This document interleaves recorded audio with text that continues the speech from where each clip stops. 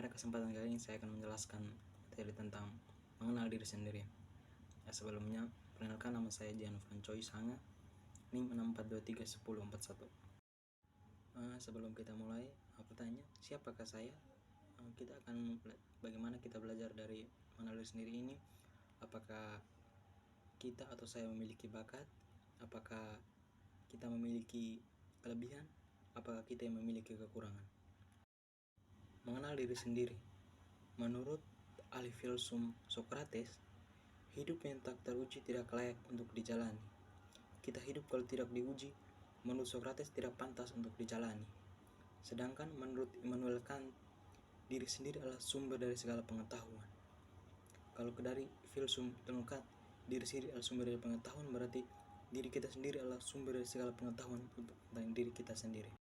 Masuk berikutnya adalah mengenal diri sendiri. Yang pertama, buku bacaan pengenalan diri, kebersamaan dengan orang lain.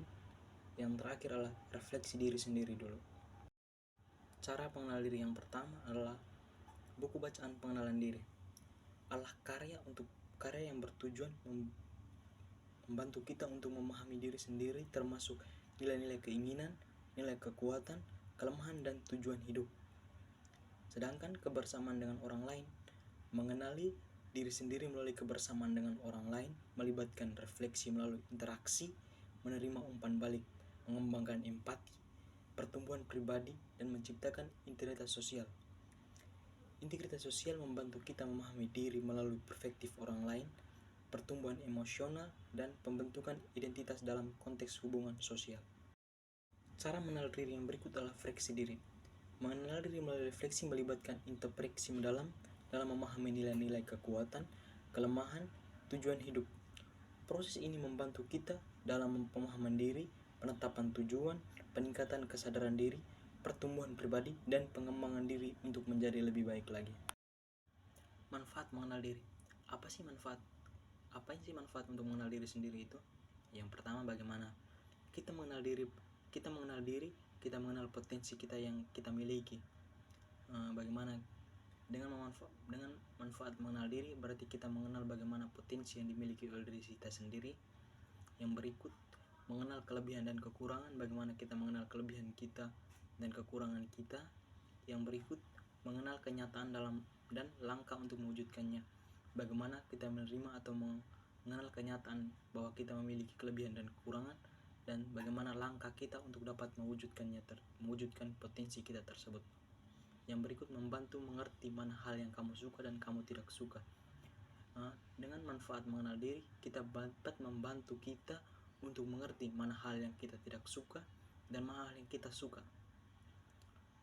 Ini berarti kita memisahkan saya suka buku, saya tidak suka buku, begitu teman-teman. Yang berikut membantu kita ikhlas menerima keadaan diri.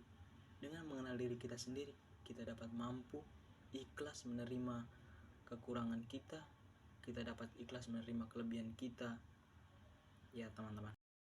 Jadi dari semua yang saya sampaikan tadi, kesimpulannya begini.